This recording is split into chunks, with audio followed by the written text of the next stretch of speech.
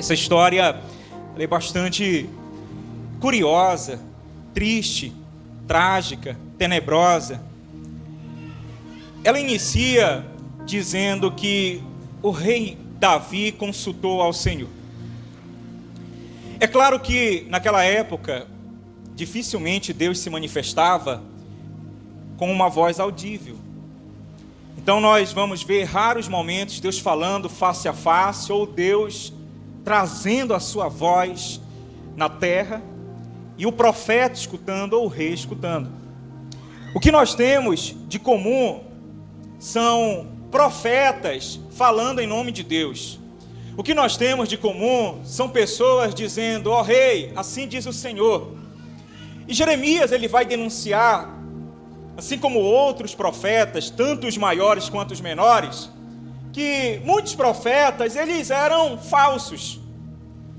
E como já diz um antigo filósofo, o profeta é aquele que é movido por paixão e que, se você quer ter uma profecia boa, deve consultá-lo no dia que ele amanheceu de bom humor.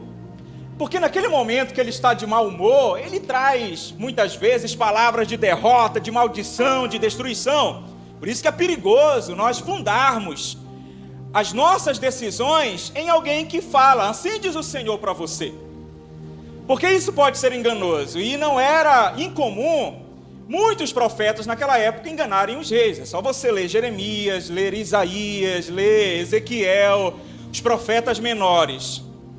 O que eu quero dizer com isso é que quando a palavra fala que Davi consultou ao Senhor, não pense que uma voz ecoou dos céus dizendo: Davi, é isto. Porque naquela época, ou os profetas falavam, assim diz o Senhor, ou então se jogava pedras para saber o que Deus estava falando. E isso é um pouco perigoso, porque nós atribuímos a Deus naquilo que Deus não falou. E a palavra fala que Davi consultou ao Senhor porque a fome tinha se instalado no reino de Israel. Aliás, quando aparece algum problema em nossas vidas, logo nós procuramos saber do porquê. Porque não queremos ficar na acomodação de que problemas podem nos ocorrer. Situações difíceis podem acontecer com qualquer um. É muito comum alguém tentar procurar uma causa para uma tragédia que acontece na vida do outro. Isso é uma forma de você ficar até mesmo psiquicamente confortável. Porque, ora, se o acidente aconteceu com fulano, foi porque ele saiu da presença de Deus, saiu da vontade de Deus.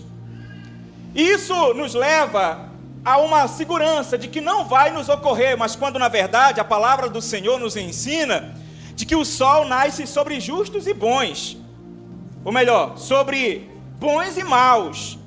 Isso significa que coisas ruins podem acontecer com bons e com ruins.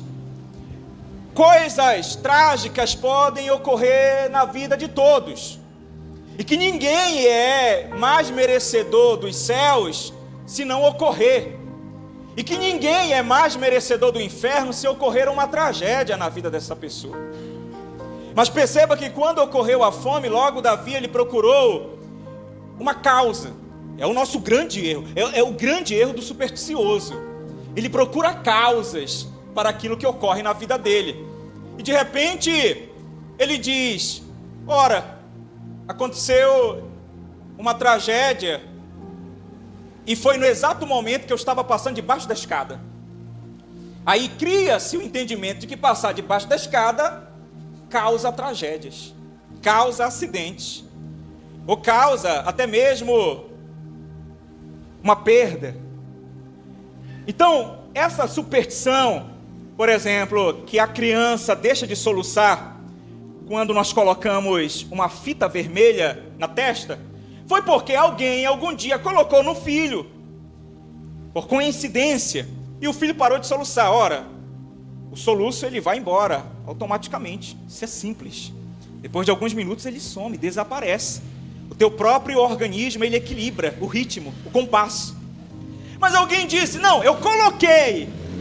aquela fita vermelha na testa. Por isso que parou, ou seja, liga-se com uma causa, e que não necessariamente é o fitilho vermelho que vai parar o soluço. Isto é superstição.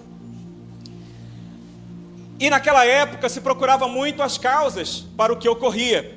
E a palavra fala que quando veio fome em Israel, Davi ele procurou causas. E ele consultou ao Senhor. Provavelmente foi um profeta que disse para ele, ou então lançou-se sorte. E ele concluiu que Deus falou: o culpado é Saul. Ora, se nós formos ler em Ezequiel, Deus falando com o profeta, ele disse: nunca mais se ouvirá em Israel que os filhos comeram, que os pais comeram as uvas e os dentes dos filhos sujaram. O que isso significa é que o pecado do pai não vai repassar para o filho. Aliás, nós baseamos o nosso sistema penal exatamente nisso. A individualidade da pena. Se o camarada cometeu um crime, não se pode passar o crime dele para a mãe, para o pai, ou para o esposo, ou para a esposa. É ele que vai ter que pagar. Em Ezequiel, a palavra fala exatamente isso, que Deus, ele disse: a alma que pecar, esta certamente morrerá. Mas o que está acontecendo aqui é que Davi consultou ao Senhor. De alguma maneira alguém falou para Davi que Deus estava dizendo. Até porque no livro de Crônicas você vai perceber algo. Quem escrevia eram pessoas que tinham que manter uma boa relação com os reis. Você vai perceber que aqui o escritor, ele vai falar aqui, no versículo, no capítulo 21. Que Saul, ele agiu com muito zelo. Ele não quis colocar Saul numa situação difícil. Você vai perceber em um texto que a palavra vai dizer, por exemplo, do levantamento de censo. Deus influenciou Davi para levantar o censo em Israel. Em outro livro vai dizer, Satanás influenciou Davi para levantar o censo em Israel. E aí você vai se questionar o porquê disso. Ora, foi Satanás ou foi Deus? Mas na verdade, porque são livros históricos. O Antigo Testamento não é a base da nossa fé. Apesar de muitos cristãos amarem o Antigo Testamento, ele é uma sombra. A própria palavra no Novo Testamento fala que ele é uma sombra. Nós não podemos basear no Antigo Testamento vingança, raiva. Nós não podemos basear no Antigo Testamento o sucesso, enquanto o nosso inimigo é humilhado. Nós não podemos ler, por exemplo, o livro de Salmos e dizer, esta é a minha base doutrinal, porque todo o Antigo Testamento ele nos serve para apontar para Cristo, mas ele é um livro que descreve as falhas do homem ou dos homens. De forma alguma eu posso pegar um texto do Antigo Testamento e dizer, a partir de hoje eu vou criar uma doutrina a partir desse texto. Você vai ter problema.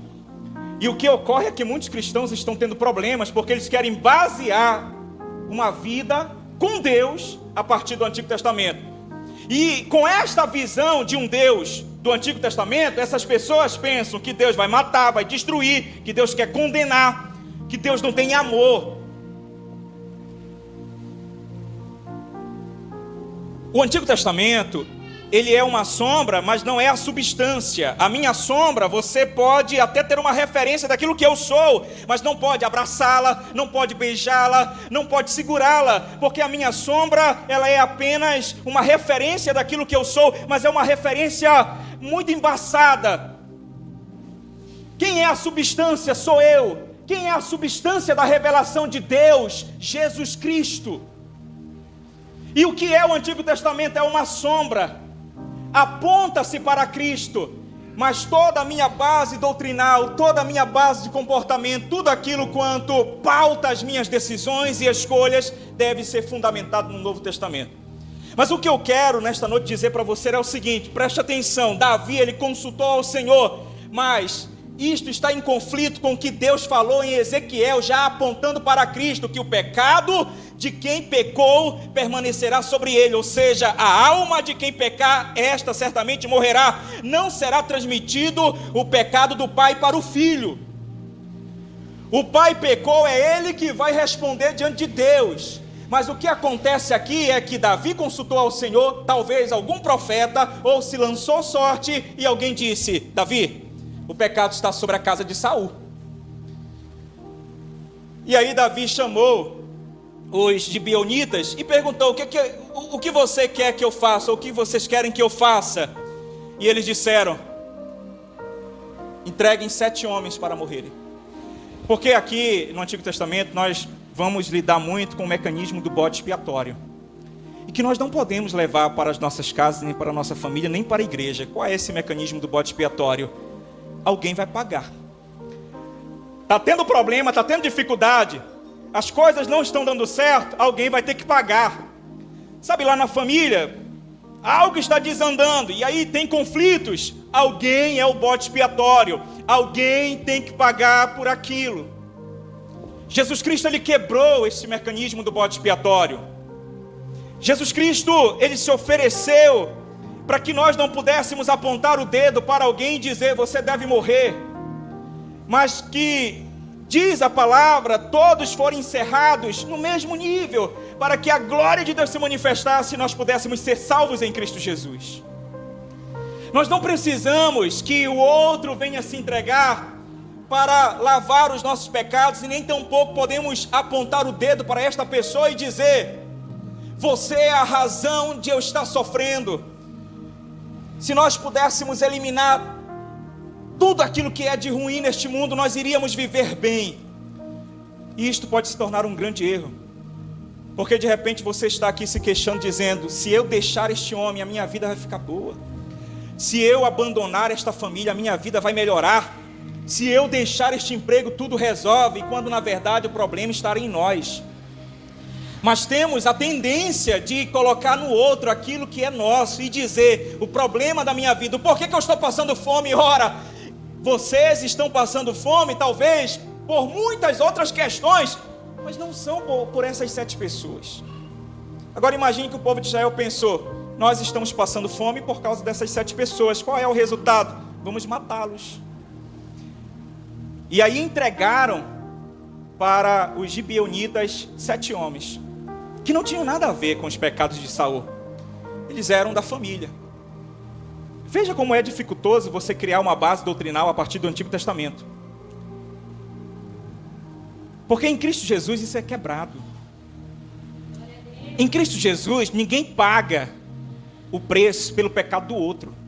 Todos nós vamos responder individualmente diante de Deus. E em Cristo Jesus, nós não podemos agir desta forma de dizer: eu não posso te matar, mas eu posso te entregar. Eu posso facilitar a situação da tua desgraça. Perceba que Davi, ele consultou ao Senhor, mas de alguma maneira, creio eu, e de acordo com aquilo que eu conheço desta época, a resposta não foi da plena vontade de Deus, mas daquilo que ocorria comumente em Israel. Fome, chuva, sol, não está tendo colheita. De quem é a culpa? De alguém. Vamos matar. Essa é a solução. As coisas não estão dando certo lá em casa. De quem é a culpa? É do fulano, é do beltrano, é do cicrano. Na verdade, isto é o mecanismo do bode expiatório que Cristo, ele veio abolir, e que nós não temos mais. O apóstolo Paulo fala que o amor tudo suporta, ou seja, a pessoa neste mundo pode ser a pior das pecadoras, ela pode dar trabalho, ela pode estar em um estado degradado moralmente, mas ainda assim ela não serve para ser um bode expiatório. Ela não deve morrer por nós e nem pela comunidade, ela deve ser protegida. Todos devem ser protegidos. Mas antigamente era: tem fome? Mate. Mate aquele que talvez seja o culpado. Não é assim em nossa nação, infelizmente. Destrua aqueles que estão acabando conosco. E aí nós vamos ali na internet, destruímos a personalidade, a moral, destruímos a honra de muitas pessoas, porque dizemos: vocês são a razão de não dar certo a nossa nação. Quando na verdade Isso é uma grande mentira. Nós não podemos lançar sobre o outro a culpa do que ocorre conosco. A primeira lição que eu quero lhe dizer aqui neste texto é que em Cristo Jesus esta lei foi quebrada. Esta lei de julgamento, esta lei de condenação, esta lei de que um deve responder por todos, esta lei de que nós não podemos suportar o fraco, o pecador, o que deu a brecha. Quem deu a brecha deve morrer. Então eu te garanto que não foi Deus que ordenou a morte dessas 7 pessoas. Deus se manifestava ainda de uma forma não palpável. Era uma sombra. Não era a plena revelação de Deus. Mas o texto ele caminha e a palavra fala que esses homens foram mortos. E veio uma mulher que era mãe desses homens, e ela ficou ali chorando, mas ao mesmo tempo guardando aqueles corpos, porque ser sepultado é pertencer a algum lugar. Ser sepultado é ter honra. E a palavra fala que a lei dizia: deixe os corpos expostos. Porque a lei era o próprio rei, absolutista. E a ordem do rei era que aqueles homens não tivessem honra, não tivessem uma dignidade de ser enterrados, de pertencer àquele lugar. Aquela mulher passou horas, dias, espantando aqueles animais que queriam se aproveitar daqueles corpos. Perceba que a lei tirava a honra, a lei tirava o pertencimento daqueles homens, pertencimento àquele lugar. E a palavra fala que aquela mulher, ela contrariou a lei, porque existe uma beleza no amor, e o amor, ele é superior à lei. Perceba que quando nós quebramos a lei, quebramos normas, as pessoas nos olham com um olhar de julgamento, com um olhar de condenação, porque de alguma maneira nós transgredimos aquilo que é tão necessário para a sociedade.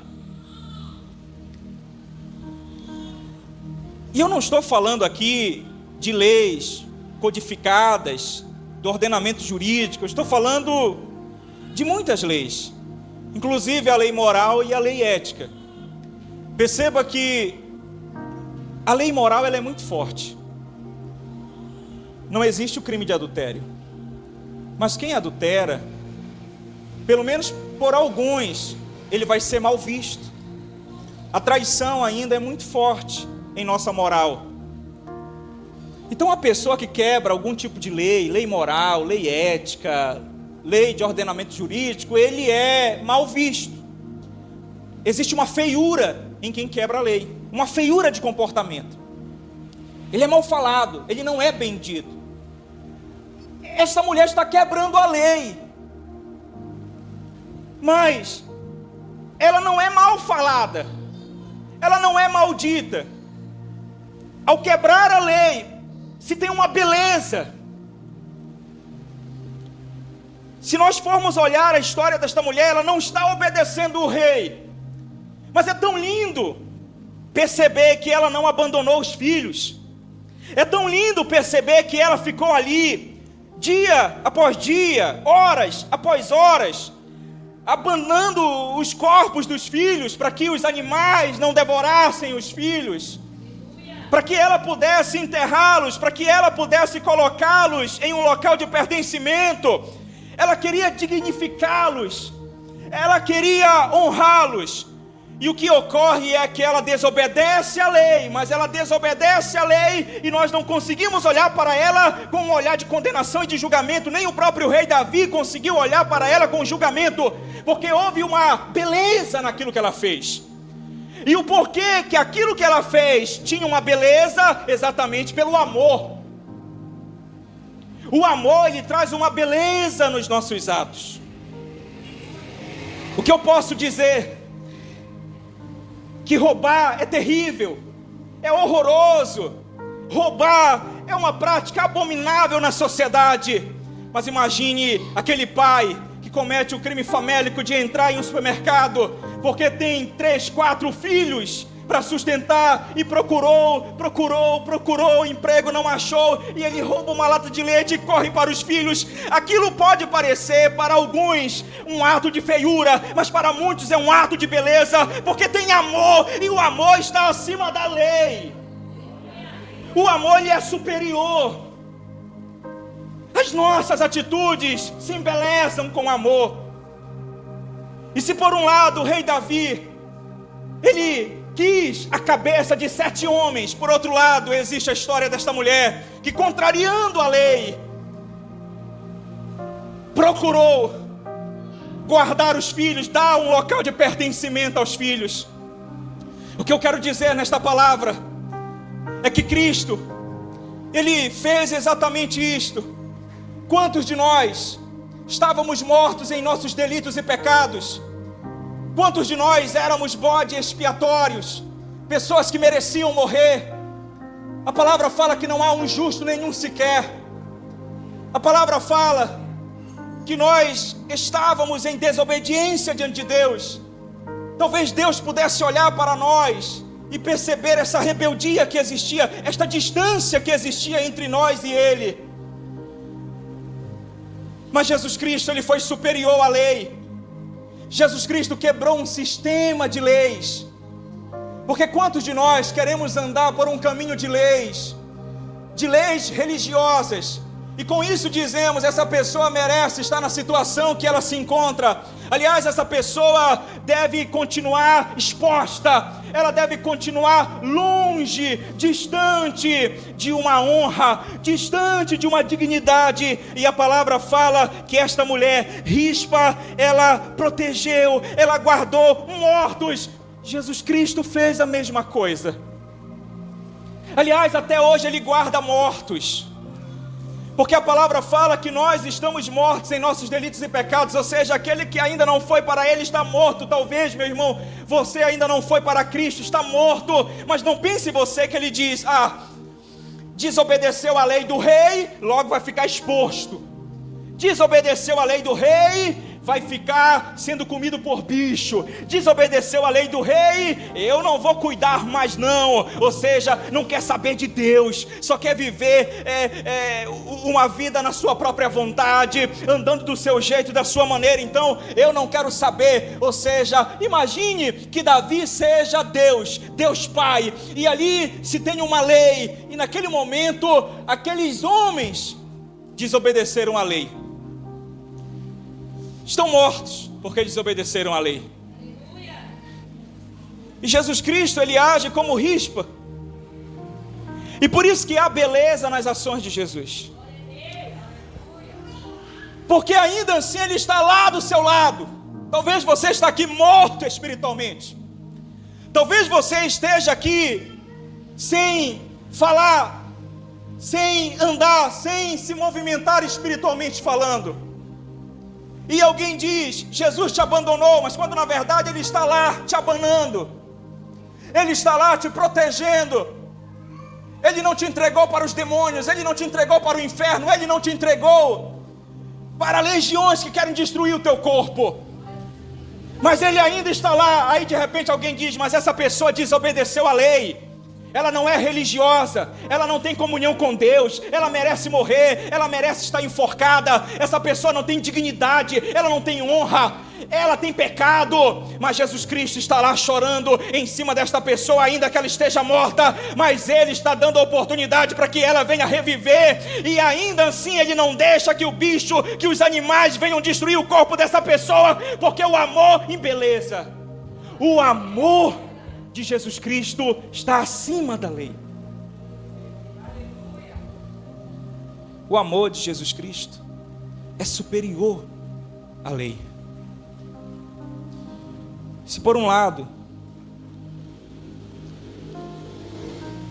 você não consegue andar no padrão daquilo que as pessoas definem para você, se por um lado você já está entregue à falta de crédito, entregue à falta de confiança, e um pessimismo te invade porque você diz: eu estou morto, eu estou morto, ninguém vai me acolher, ninguém vai olhar por mim. E muitos morrem por falta, talvez, de mais amor. Porque se você for ler o texto, a palavra fala que enquanto esses homens estavam morrendo, estava havendo colheita em Israel. Ora, eles não estavam passando fome? Por que agora estava tendo colheita? É simples. Porque qualquer probleminha as pessoas já querem que você seja entregue à desonra, à falta de dignidade. Ninguém aceita o mínimo erro teu. Porque se você errar um pouco, já é o suficiente para você ser pendurado em uma corda. Já é o suficiente para que pessoas vejam o que você fez e digam: este merece, essa merece. E eles estavam tendo colheitas. Se eles estavam tendo colheitas, por que eles mataram estas pessoas? Mas mataram. As pessoas por aí estão complicando demais a nossa entrada no reino de Deus. E elas complicam de tal maneira que as pessoas se sentem longe desse Deus. Porque é como se qualquer coisa te tirasse esse Deus. A graça não é bem vista. O que é bem visto é a lei. O faça, haja deste jeito. E quantas pessoas estão sendo entregues e enforcadas por um pensamento e por uma percepção acerca de Deus, de que fala: errou, sai, pecou, vai embora. Não se tem o perdão, não se tem a crença no amor, não se tem a crença de que pode haver uma transformação e uma mudança na vida do outro. E a palavra está dizendo que quando esses corpos estavam pendurados, havia colheita em Israel. Mas uma mulher preferiu não festejar. Ela preferiu proteger os filhos, guardar os filhos. Nessa noite eu gostaria de falar com você.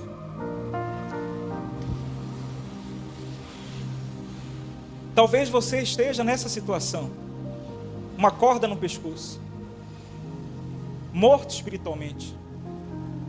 Talvez você não reaja.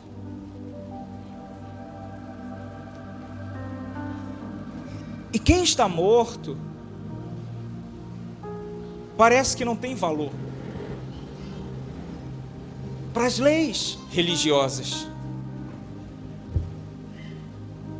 Se você está morto, parece que para o religioso você não tem mais solução. Você não está seguindo diretrizes, parâmetros, regras. Você está exposto e daqui a pouco jogado. E talvez muitos religiosos estejam como Davi, dizendo: mereceu.